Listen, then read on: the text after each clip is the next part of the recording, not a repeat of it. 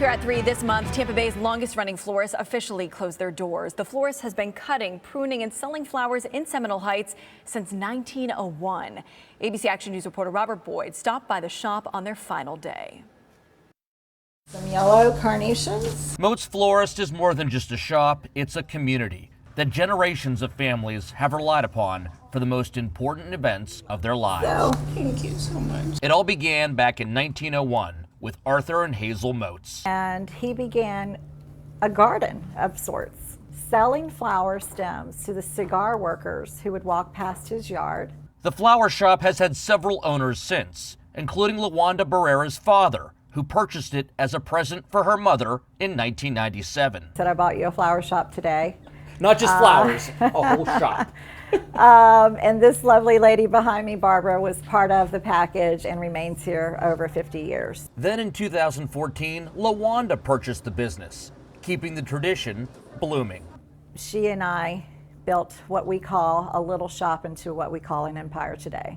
And that's why today is so tragically sad. Earlier this year, LaWanda was met with a challenge she never anticipated. Having our road closure for the past 9 weeks, it was a deterrent. It's not that I have to close. I made the decision to close. Loyal customers began pouring in for one last arrangement and one last hug. I know you're going into retirement or something, but you got to come out if God ever sends me a husband to do my wedding flowers, okay? Not only has she done tons of celebrations and things that have meant so much to my family, but she's even given back to the community where she has sponsored, funerals and things like that. Amidst all that she is going through,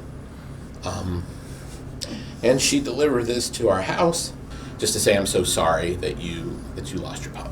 They're family, and the unique thing about how I've run Moates is I've ran it from my heart. What are you going to miss the most? My staff. They've lifted me up throughout this whole process. The hardest part is hugging them goodbye today.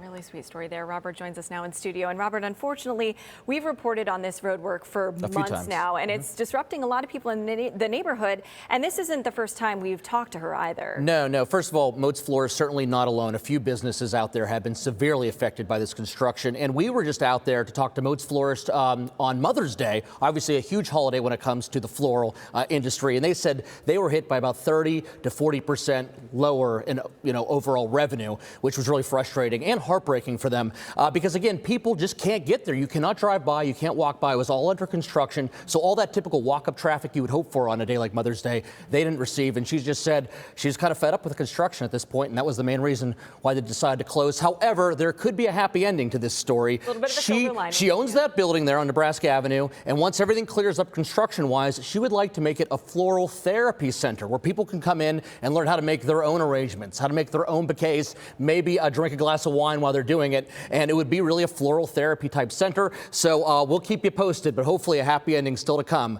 for Moates Florist. There is a market for that. People actually teach people how to make bouquets and whatnot. It can be a little party gathering. All right, Robert, thank you so much for that story.